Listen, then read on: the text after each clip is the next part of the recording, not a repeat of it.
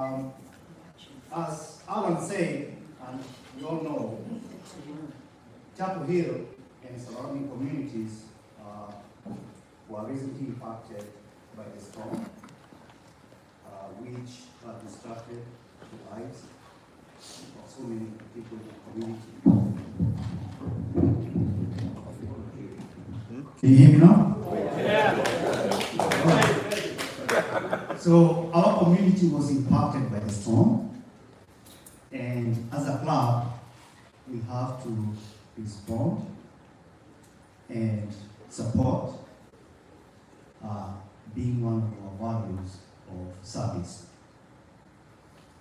I really want to take this opportunity and recognize Jennifer for actively involved in this process and being proactive and leading us to some of ideas that we can all come together and see how we can support. And with that, I'd like to invite Jennifer to come forward and share some of the ideas that we are thinking about. Thank you.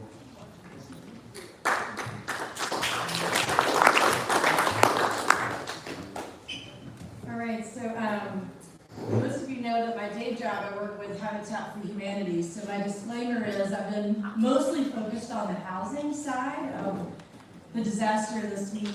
There are a lot of things that I don't know. So there are probably things that you might know that I don't know. So this is not a full report on everything that is happening. It's just all that I know about.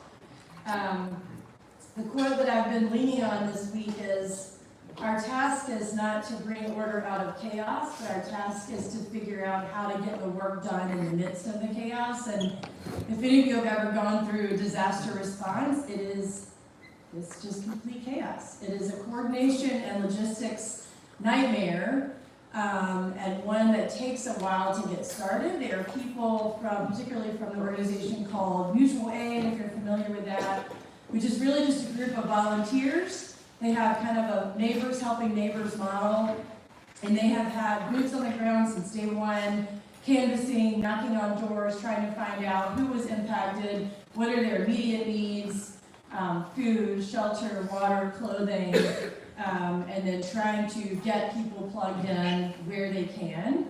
Now there are more formal groups that are starting to emerge and formal processes that are starting to emerge, but I just want to shout out Mutual Aid because they've been the folks who really have been on the front lines from the first day. You all have seen the news reports, so I won't tell you all that happened with our local residents and our local businesses, our local arts community. Some of you probably heard about the Eden Mill, where most of our arts community was housed, and they lost everything. So there's been a lot of loss. Dozens of families have been displaced. There are shelters that have been set up for those families, temporary hotel stays, etc. And of course, trying to assess what do people need right now. And again, early on, that was a lot of clean water. You all probably seen the reports about, particularly in other parts of the community, the water challenges and clean water and boiling advisories. I'm now part of a daily call with Orange County Emergency Services. It includes groups like VOAD and the Red Cross, Crisis Cleanup, Habitat, etc. So the first thing that we really wanted to do, particularly again, both for the local businesses and for the units that were impacted, the homes that were impacted, was what we call muck and gut, and just cleaning out as much as we can from these units. That's been focused primarily on a few different apartment and multifamily complexes throughout Chapel Hill, Carrboro. And that's still happening today and throughout the weekend and probably through next week. The goal was really to get the units cleaned out, get them dried as quickly as possible. Shout out to Lowe's, who yesterday donated 20 dehumidifiers so we could get those in and get fans in so that we could start drying them out so that mold doesn't come into the homes, which is obviously much harder to remediate than it is to prevent.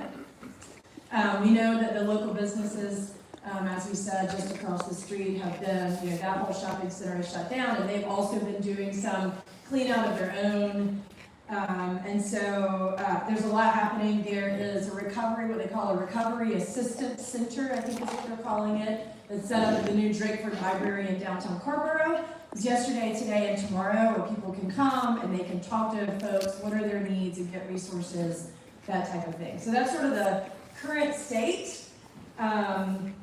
There's a lot of coordination. Since I walked in the door at 12:30, I received 150 messages. So I needed that deep breath, Alan. That was really helpful. So there's just a lot. It's real-time movement. We need fans over here. We need Gatorade over here. No, now we need it at this site. So there's a lot of coordination and movement that's happening kind of all day. As it relates to ways to help, this group has always put service above self, and we know that you will stand up to this challenge to help meet the needs of our community, and already have. Joe Jenkins sent out a message about collecting blankets and supplies for, I believe that went to Smith Middle School, is that right? Yeah. And y'all already met that immediate need, so again, there's a lot that's happening, and you already have stepped up. One of the things that I was thinking about is if you're on social media, you've probably already seen this week, there's 100 fundraisers that are happening. A lot of the local businesses are doing GoFundMe pages for their businesses, for their teams, for their staff, for their cleanup. There are people who have been displaced. There's GoFundMe pages for people that have been displaced. There's fundraising going on, again, from the Red Cross, from FOAD, from Habitat, from Orange County, the arts community. I think there's more than $30,000 that's been raised for the arts community. So there are 100 ways that we could donate to this community, and y'all are welcome to go out and do that, and there are lots of resources that have been put out there. One of the things that Felix and I were talking about are who are our clubs, strategic partners that we have right now, and what are their needs. Again, if we asked all of you, you all would probably give us 50 different ways that we could donate. And so we thought, well, let's talk to our partners, see what they're doing, see what their needs are, and maybe invest in that way. And so what we want to recommend is that the club, and we cleared this with Christy just to make sure it was okay, the club has agreed to do $5,000 in matching gifts. If the membership will raise $5,000, and the club will kick in $5,000. And we've identified 3 organizations that are already supporting the work. One, as y'all know, something that is very near and dear to this club's heart is the Teacher Supply Store. The Public School Foundation is already connecting the social workers with the families in the school system and the teachers in the school system that have been displaced or that need food, shelter, water right now. They're helping them with gift cards. They're helping them with hotel stays. So we would like to recommend the Public School Foundation as one of those sources. They are doing some fundraising. I think the last I saw, they were about halfway to their goal. They were trying to raise $10,000. The other that I want to mention is Table. I know we have a new partnership with Table, and there's some folks who have been going over and volunteering with them. They obviously do food distribution, and that's a critical need right now and will be for some time. And we're talking about feeding not just people who have been displaced, but also there's a lot of how can we help the helpers. So there's a lot of food distribution also happening for people who are out there all day volunteering their time. So Table was a recommendation. And then selfishly, I know it's going to seem selfish, Habitat for Humanity has been out there doing cleanup. There are a lot of great volunteers. There are not a lot of skilled volunteers right now who actually know how to do kind of muck and gut, at least in the first few days. So we've been out there and are right now the #1 organization that's going to be doing long-term recovery for our low-income residents. Obviously some folks have insurance, some folks don't. Some folks don't have flood insurance, some folks are underinsured or uninsured altogether. So we will send out an email later with a few options, and you can choose how you want to support. If you wanted to go toward the $5,000 match that the club is offering, then you can email Felix anonymously. We don't have to tell the whole club, but the email to Felix will not be anonymous for the record. But we don't have to share it with the whole club. But if you just let Felix know what you donated, and he's going to be tallying that up, and we'll be able to give those matching donations. The other thing that is needed right now are donations of supplies. A huge need right now are supplies for the construction crews that are out there. So respirators with filters is a big need. Things like there's specific kinds of supplies they need for mold remediation and prevention, work gloves, fans. So we can look at that. I know tomorrow at the Chapel Hill Farmers Market, there is a food and supply drive. So I'll put that in the email, and you can see the list of both the food and the supplies that they're trying to gather tomorrow at the Chapel Hill Farmers Market, which of course is right across the street at University Place.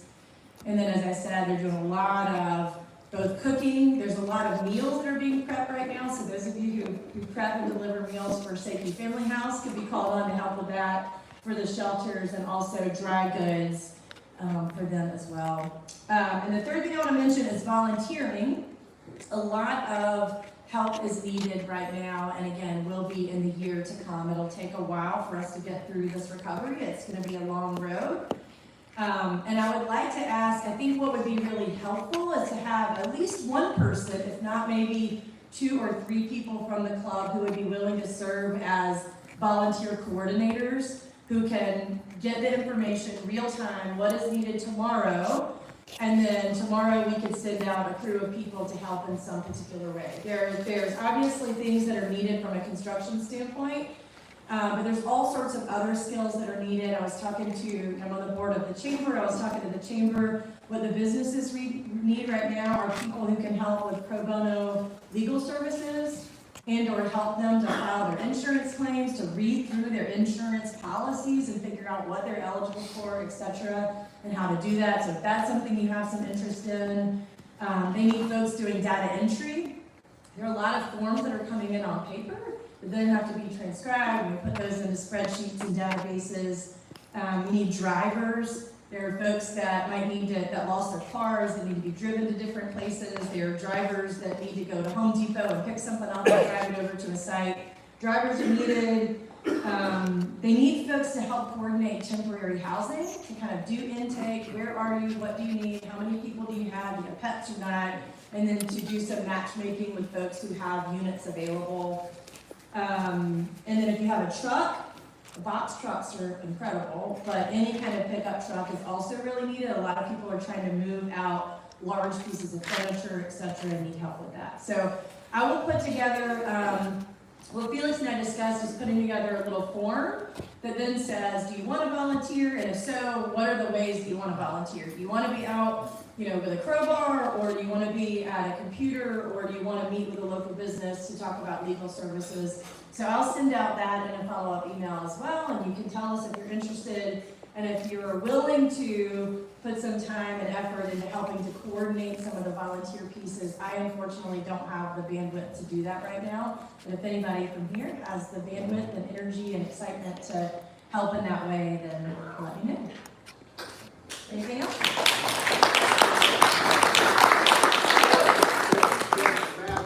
I just like to thank everybody who so quickly responded to the 25 people that were initially displaced at Smith School. And so I just, and I got 20 blankets today that Daniel Eller sent. So just keep that in mind. So that's one thing. You guys have.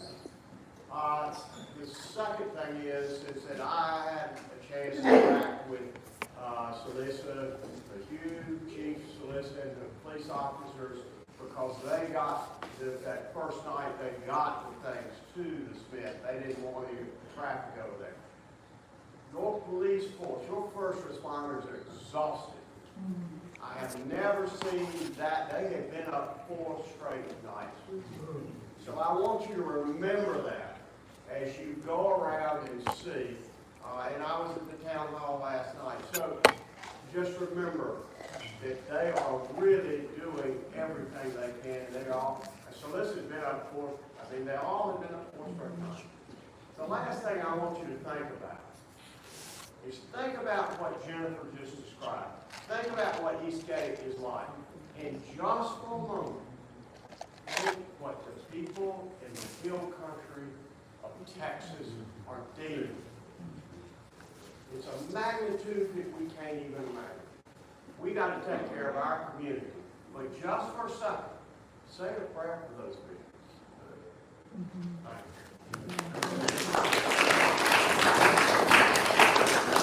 I will say we've also been leaning on our friends in Western North Carolina who unfortunately went through this last year, as we know, who have been sending resources. There are folks here today from Western North Carolina who have been through this, who know what to do. So yeah, we are definitely, we're fortunate that the needs aren't more than they are, but we certainly do have some needs. I don't know, am I taking questions? Yeah, two thoughts. Where do we send our pledges or payments to the Rotary, our Rotary Club's matching fund? Yes, I would say email Felix. To Felix, and then it's not too spontaneous. If we had a vehicle right now, so that everyone who wanted to pledge could pledge, we might be able to get it, or a lot of it before the hours over. Felix, what if we all send our pledge to you right now? I understand you know an accountant, if you understand something about these American numbers. Is that a good idea? Yeah. Yeah, so everybody, okay, you got to put your email up there. Send it out, send it to all the members right now, and we'll all get it on our phone right now. And then Felix, can we then Felix, if we hit reply, does it come right back to you? Felix, if we hit it. Who doesn't have Felix's email already? If we hit reply, does it come back to you right now? I think, let's make it easy, okay? Okay. And then let's see, and then tell us at the end of the meeting whether we raise any money here, okay? Send it out. Thank you. All right. Sorry you didn't have me again. To introduce our great speaker today, who came to us as a recommendation from Josh Silly. And we're going to get to hear about something that I know nothing about, which is sustainable and emerging trends in end-of-life care. So you can read Hunter's bio here. I just want to tell you a couple things that aren't on the bio. If you want to grab him afterwards and ask him about brain-eating amoebas, I think he's done some research on this. The likelihood of botulism from eating food from dented cans, another fun fact that he might be able to help you with. And also, I found this really, I don't think this made it onto the bio, but I found it really interesting that Hunter says he reads 4 hours a day, but hasn't completed a book since middle school. So, with that, please welcome Hunter Davis to tell us.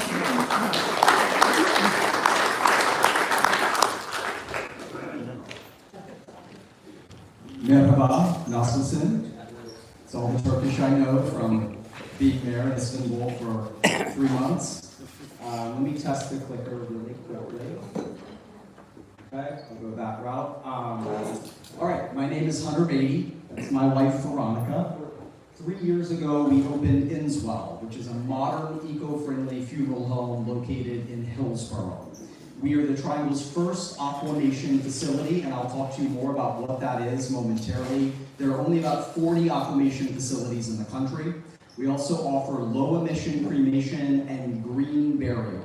You do not need to drive a Prius and eat organic food to have a green burial. This is the original traditional burial without embalming chemicals and shiny ornate caskets, and we're seeing a re-emergence of green burial. We also are a supporter of the Good Death movement.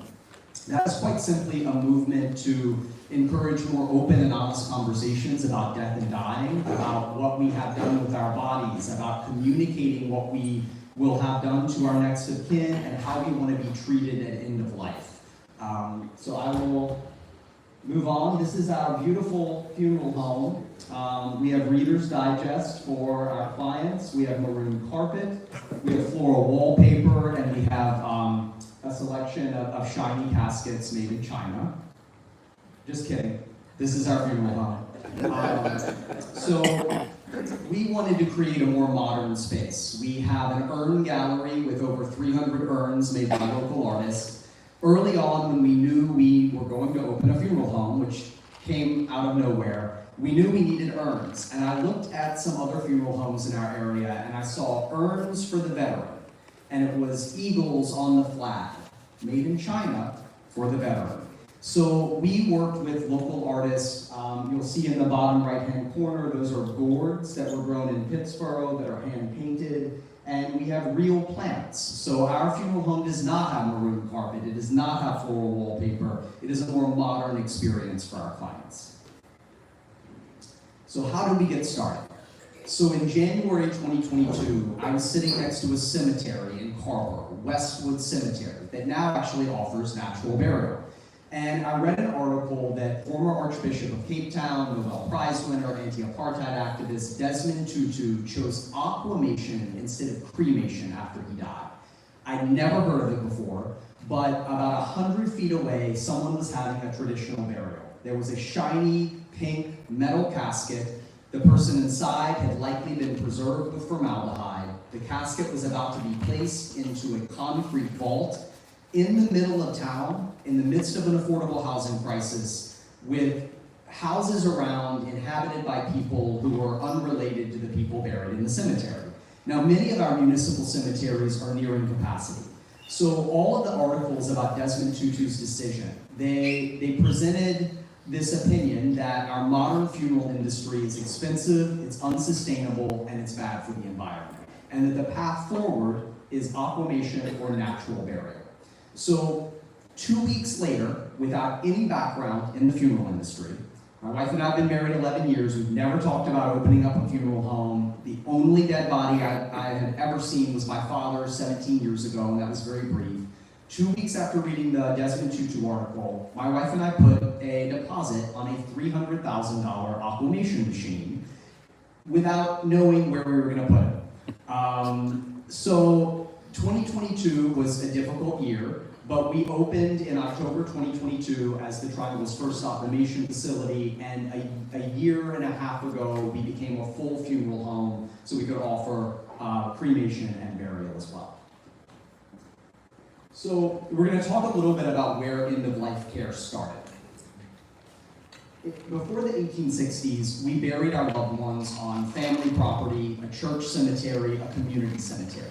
Care was performed by people in the community and family members.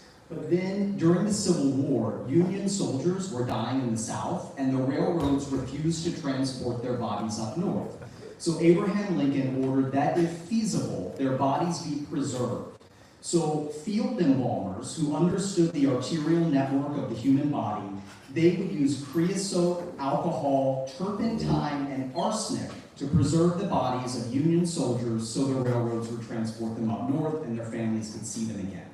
After the Civil War, this took off as a cultural practice. It is unnecessary 90% of the time. You can have a viewing, you can have a funeral, you can transport the body across state lines without embalming. We typically only provide embalming for repatriation, when we're helping someone get back to Italy or Mexico. Otherwise, it is unnecessary. But at its peak in the 1950s to 1980s, 80% of all people who were buried were embalmed with formaldehyde. This is where we are now. Costco does sell caskets. This is a multi-billion-dollar funeral industry. We have seen a lot of consolidation. You may have heard of Dignity Funeral Home. Dignity is owned by SCI, Services Corporation International. They own over 1,000 funeral homes in the US. They typically come in and they buy a mom and pop funeral home, they keep the name, and then they cut the quality of service in many cases and increase the prices. So this is an industry that does not typically encourage open and honest conversations about death and dying. It's not an industry that embraces price transparency. You can go online and find the cost of a washer dryer at Best Buy versus Lowe's very easily. It is very difficult to find the cost of a funeral service going to the website of local funeral homes, and Inswell has a very different approach to that. So some of our current problems are high costs and funeral poverty, municipal cemeteries nearing capacity, the use of toxic chemicals like formaldehyde, and a significant carbon footprint. I already mentioned that we have an industry in general that is disconnected from death and dying, end-of-life planning, and open conversations. So these are things that Inswell tries to do better. Community engagement and education, resources before and after death, and death cafes. Has anyone in here been to a death cafe? One person. Okay. So, There have been over 20,000 death cafes in 93 countries. They started in 2011 in Switzerland, made their way to the UK, and then the United States. We have 2 every month that ends well. We serve wine, mocktails, cheese and bread from Weaver Street Market, and people bring a dish to share. This is an opportunity for open and honest conversations about death, dying, how you want to be treated at end of life, medical aid in dying. People have asked about psychedelics like psilocybin to cope with a terminal illness. There is no agenda. This is not to promote Inswell. We have many hospice nurses in attendance. We have caregivers. We have people anywhere from age 20 up to 80 who attend our death cafes every month. And they are a great resource if you just want to learn a little bit more about something we will all face one day. So we're going to talk about some sustainable options. I start with green burial because, again, green burial is the original traditional burial. Our ancestors did not call it that. This was before any awareness of anthropogenic climate change and single-use plastic bottles. It was practical. They buried on family property. The body was given back to the earth.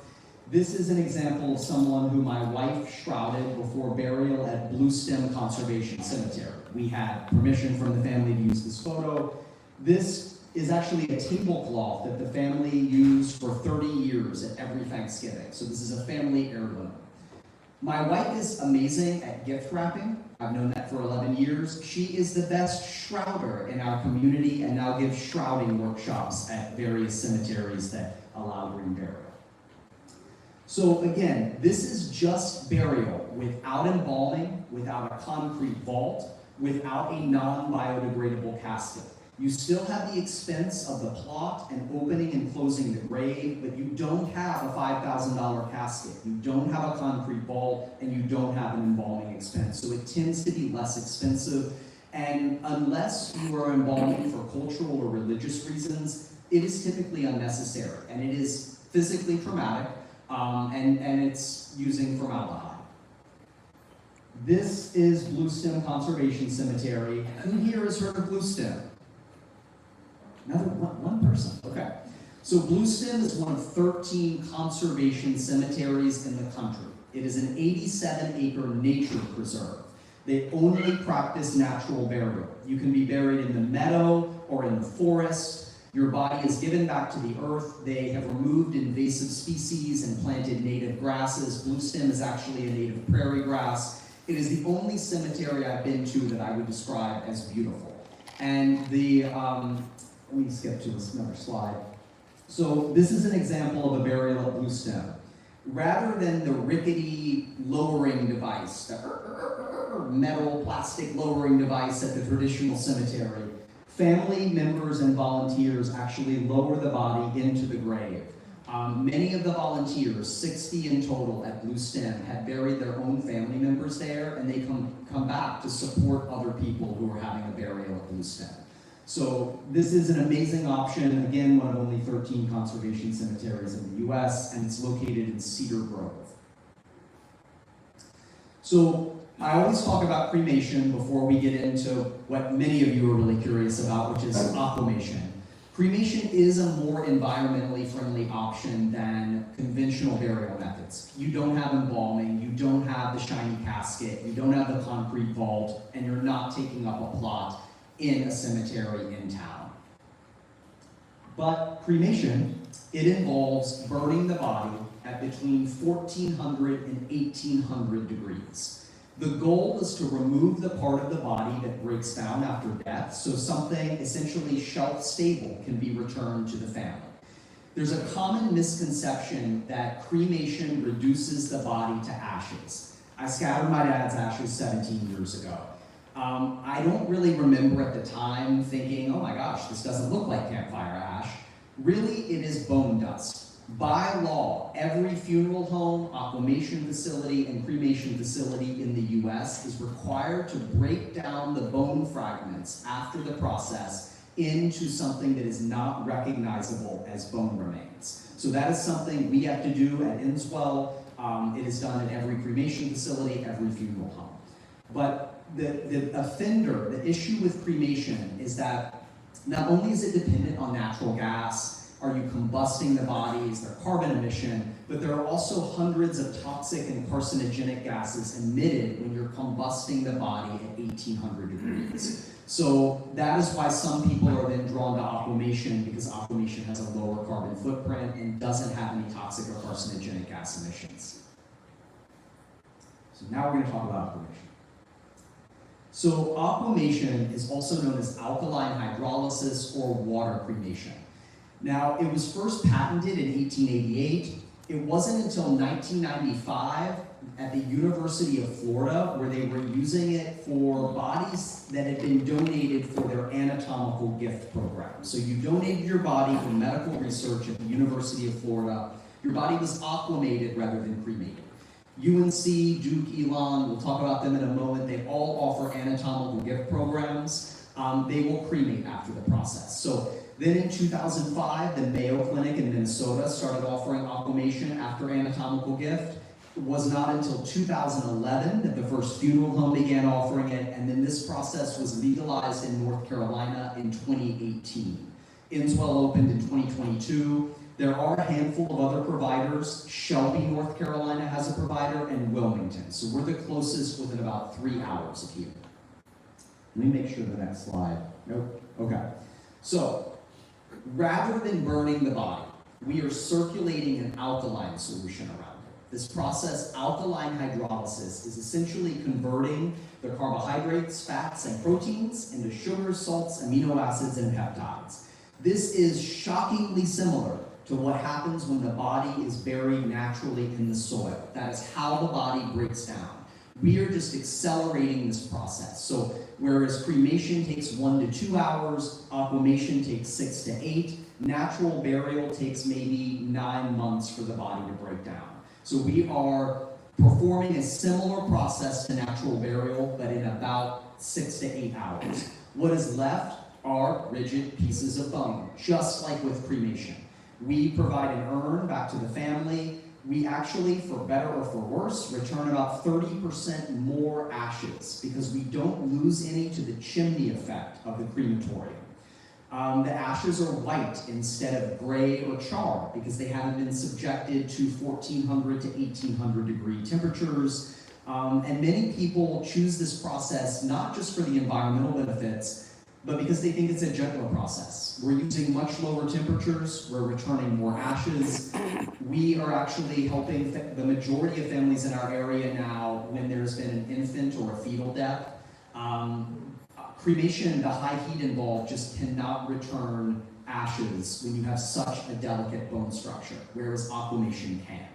So I think also, additionally, what we found is that there's a lot of cultural symbolism and religious symbolism with water and peace, rebirth, life, vitality, the baptism. We had someone very early on come to us and say, you know, fire cremation, it always felt like burning in hell. This feels like the baptism. And it's like, okay, I had not heard that one before. I assumed that everyone we helped would be an environmentalist who drove a Prius and ate organic food. But this is a very personal decision, and none of these options are necessarily better than any of the other options. The majority of the Hindu families we help choose cremation because it's most similar to burning a body on a funeral pyre.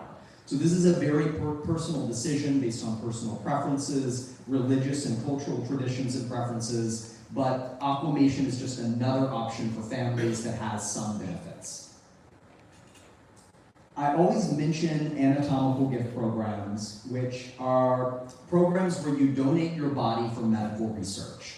This is a generous gift to the community. It's typically used for medical school students to experiment on the body.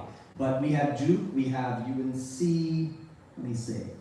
Duke, UNC, Elon, Eastern Carolina University. I should probably remove the body farm here. This is not an appealing option for many people. But Western Carolina University has a body farm. You donate your body.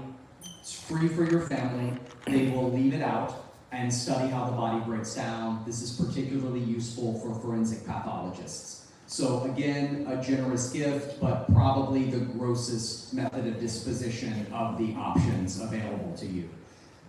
Some questions though for anatomical gift programs. What is your acceptance rate? what costs might be involved, why would you be turned away from the program? You have to register with these programs in advance, but you actually don't know until death occurs if you'll be admitted to the program.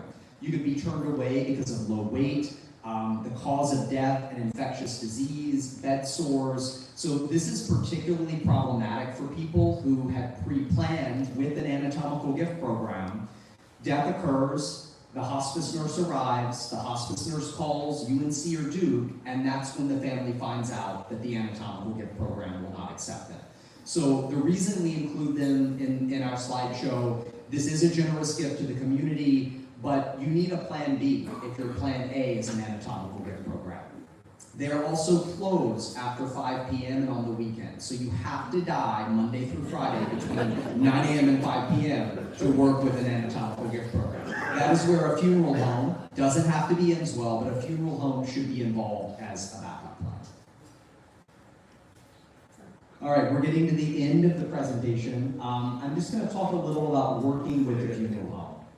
So there is a huge spectrum of costs in the funeral industry.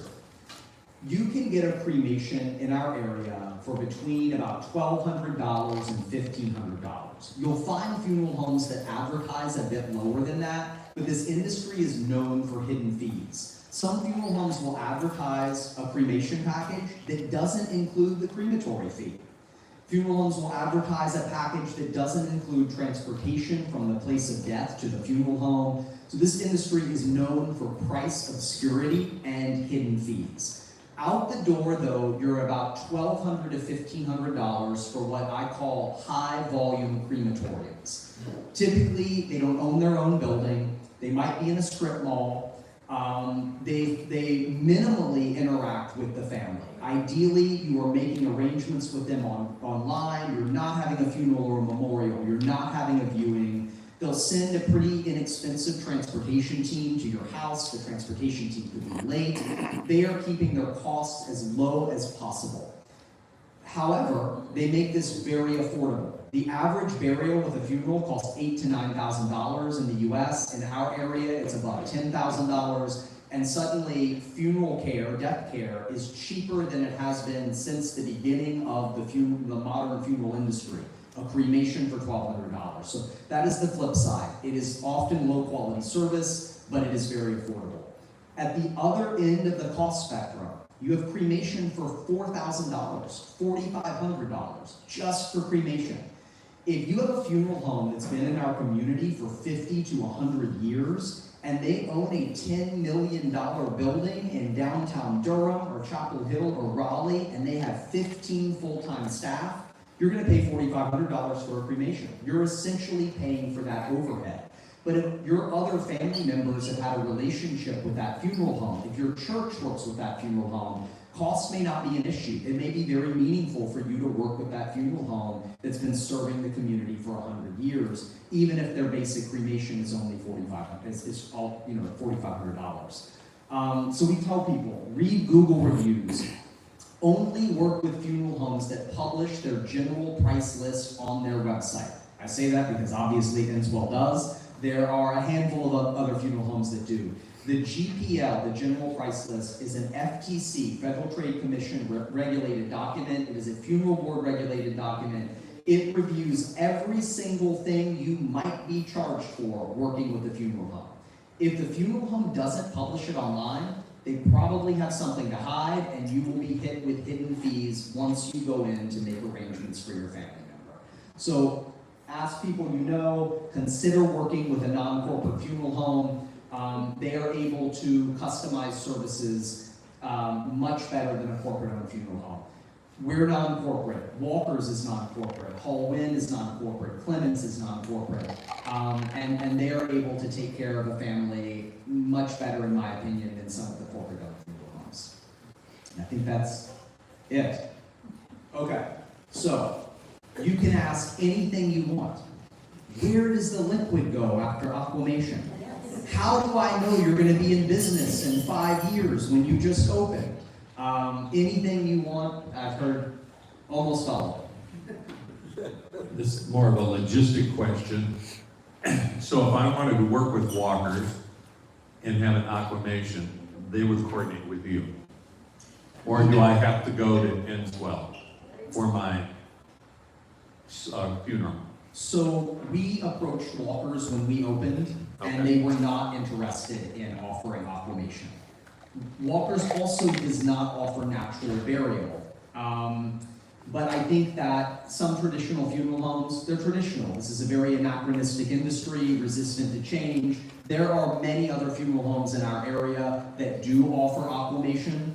If you told them that you really wanted aquamation, we would work out an arrangement with a significantly discounted price, because really the bulk of the work when you're helping a family, the bulk of the work is that call that could come in at 2 p.m. or 2 a.m. It's sending your transportation team, it's the obituary, the service. Right. So, it would be far less than our typical cost for an aquamation. So I'm sure that if it was important for you, Walkers would reach out to us and facilitate that. You talked about price, assuming that the whole service, you pick up the body and the acclimation, what is your fee? Our fee for burial is $3,000, right? That does not include the plot cost or opening and closing of the grave or a casket. But that is our fee for burial, $3,000. Why would there be a grave if you're going to? I said for burial.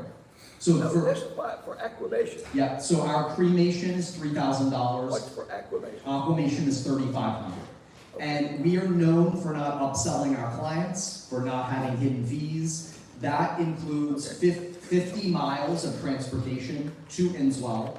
It includes reporting to Social Security, the death certificates, all paperwork and reporting. It includes storage at our facility. All of those things that might be hidden fees at some other funeral homes, like storage of the body until cremation, we bundled into that price. So the most common charge at Enswell for aquamation is $35.70. The $70 extra being the 7 additional death certificates that the majority of our clients order. We include 3 with our service. So the majority of our clients order a total of 10. The most common charge with us is $35.70 for aquamation. So where does the water go, and are there pollutants in it, and how do we deal with that? Yeah, so with cremation and aquamation, it has to go somewhere, right? You're removing it and returning ashes to the family. So with cremation, it's essentially going up through the chimney in the form of soot.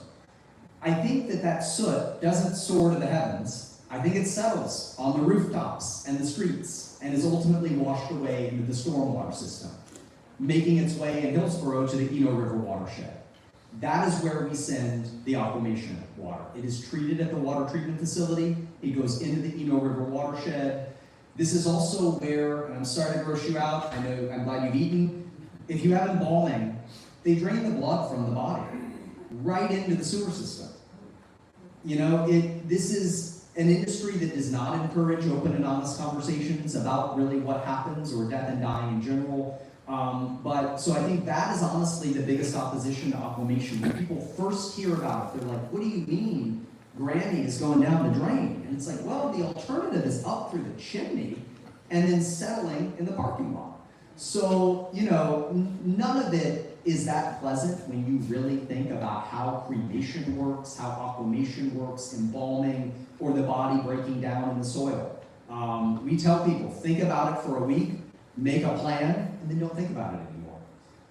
But to answer your other question, the water is sterile after the process. There's no DNA, there's no Hep C. This can even break apart diseases like mad cow, prion diseases, bovine spongiform. So this is a sterile solution. It's still a bit alkaline, because we're using an alkaline solution, not an acid, but a base to.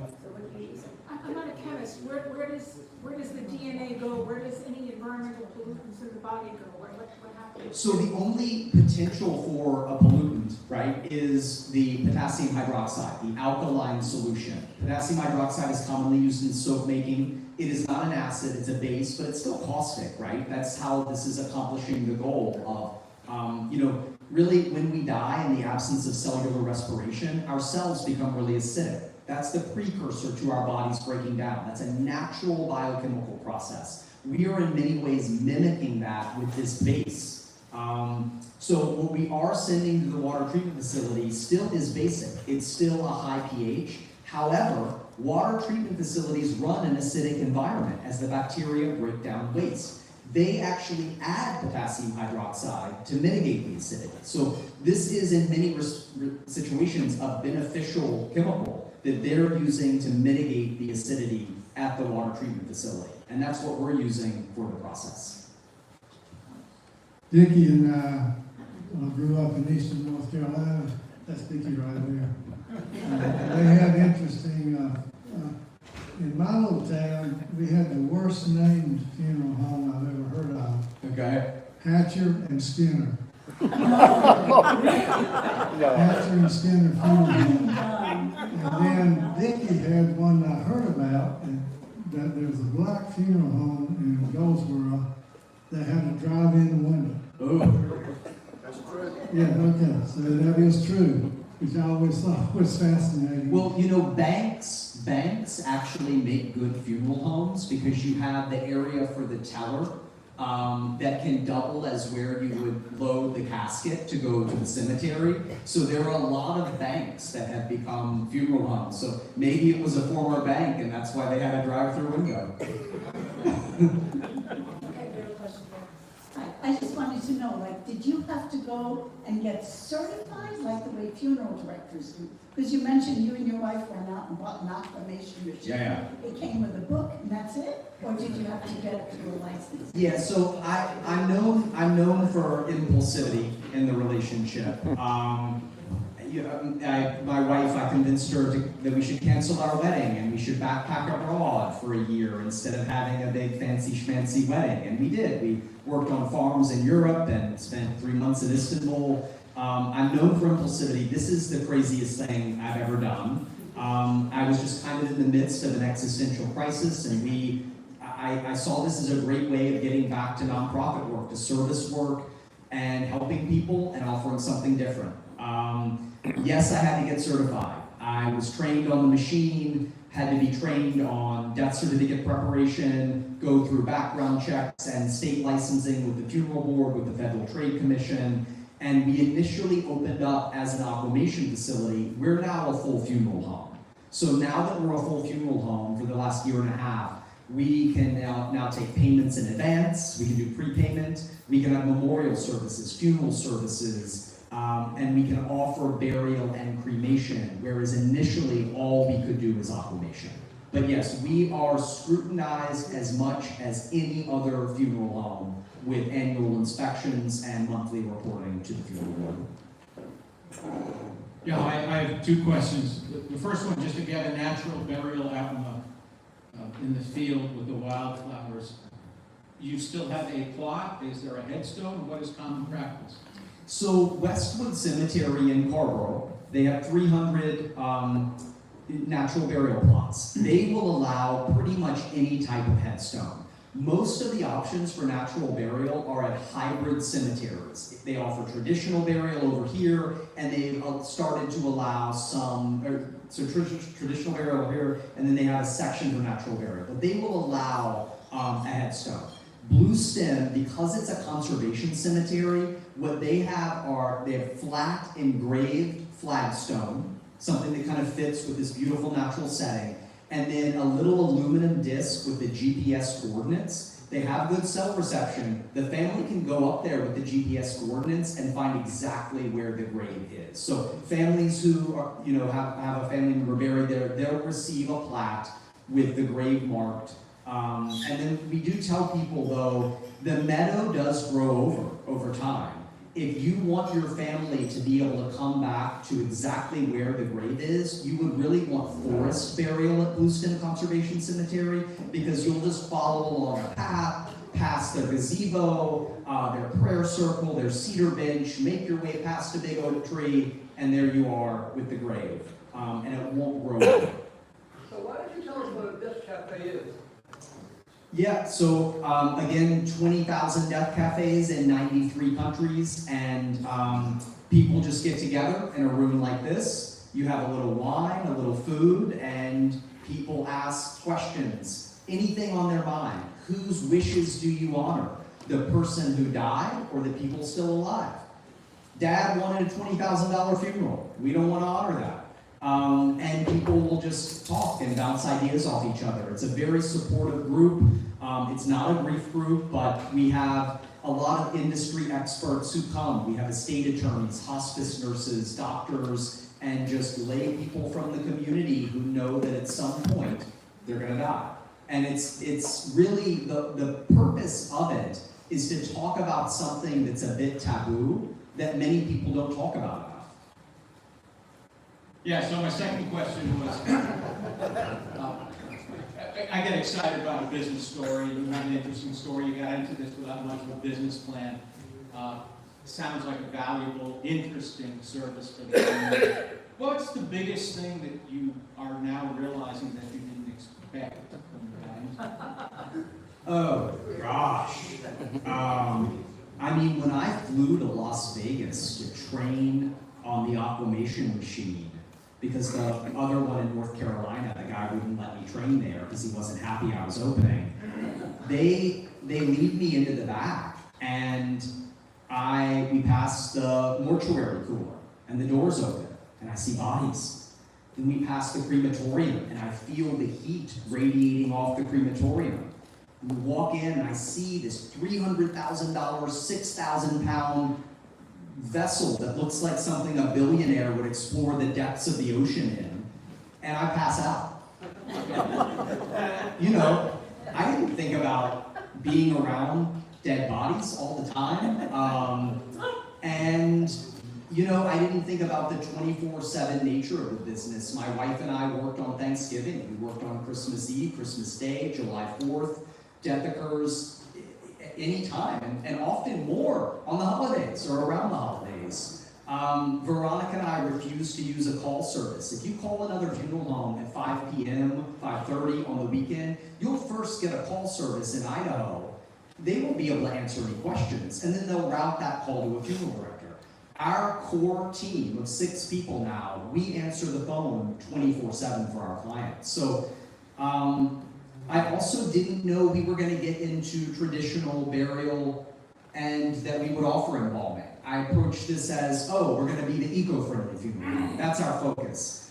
But this is not about passing judgment. This is not about, you know, I've traveled all over the world. I haven't had the lowest carbon footprint of anyone I know. If we have someone who's died here in Durham and they're from Mexico and some of their family members can't legally come here, we have to help that family member get back to Mexico for burial. So, and then again, our Hindu families invariably choose cremation. So we've really adapted over the last 3 years to just meet people's needs, whatever they are.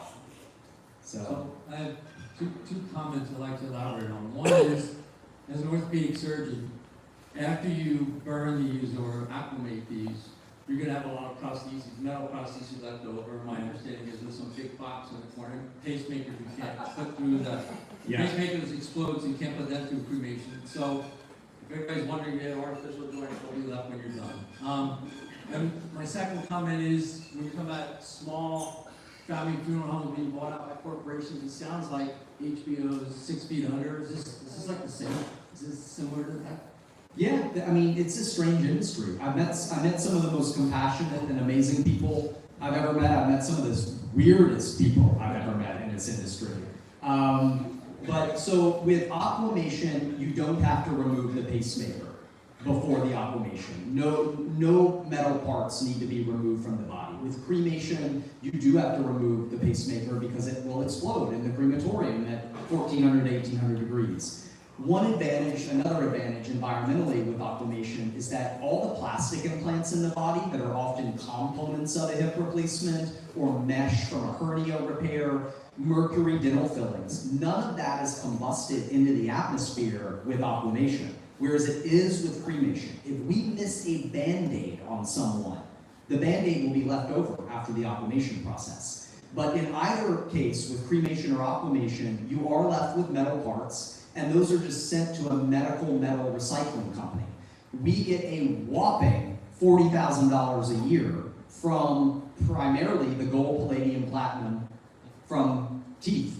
And we put that in an escrow account, and people also contribute to this affordability fund that we have. Most of the time when we're helping someone who's lost an infant at Duke or UNC, we're not charging anything for that. So we can use the fund from your metal parts to offset the cost of our services for people who can't afford them. So 45, 50 years ago, when Bob Ward here and I were in JC's together, we had another member who worked at Walter's Funeral Home, and he was known as the last man in town to let you down. You have a catchphrase. Oh, I mean, honestly, our consumer-facing catchphrase, which is boring, is a modern funeral home. The catchphrase on par with that would be, where does the liquid go? That's the big question. Another question. You mentioned that it's only been a few years where this has been legal in North Carolina. Is it now legal across the country? Are there places where you can't do aquamation, and why? And is this also in other, globally, internationally, is this something that you see? Yeah, so South Africa, where Desmond Tutu was aquamated, they have 4 machines there. It's legal in some European countries. It is legal in 31 states in the US. And it's not necessarily illegal for any particular reason, but this is a new method of disposition. So it has to be legislated. So, this has to be, the funeral board has to actually license a funeral home to provide this service. And it just hasn't happened yet. This, again, is a very anachronistic industry with Reader's Digests and maroon carpet and floral wallpaper. So you have a lot of funeral homes that don't really want to go out there and spend $300,000 on a piece of equipment, and they're not asking their funeral board and their legislature to legalize it. The last point, though, the casket industry, they're losing money. A lot of the traditional funeral homes around here, they are dependent on embalming and casket sales to stay in business, and both of those are on the decline. The cremation rate in our area is 65%, up from 3% in 1950. We're going to continue to see that go up, cremation and aquamation, because it's less money, it's more convenient. The family doesn't have a graveside service to plan within a week of someone's death. They can plan a memorial service at the Sanchar Center, at a more meaningful location months later. So traditional funeral homes are losing money, and the casket industry has fought for a moratorium on new cremation facilities, and they fought against aquamation. They've had a lobby, the casket lobby, in the Midwest. So you find a lot of Midwestern states where the casket lobby has a lot of influence. They fought against aquamation.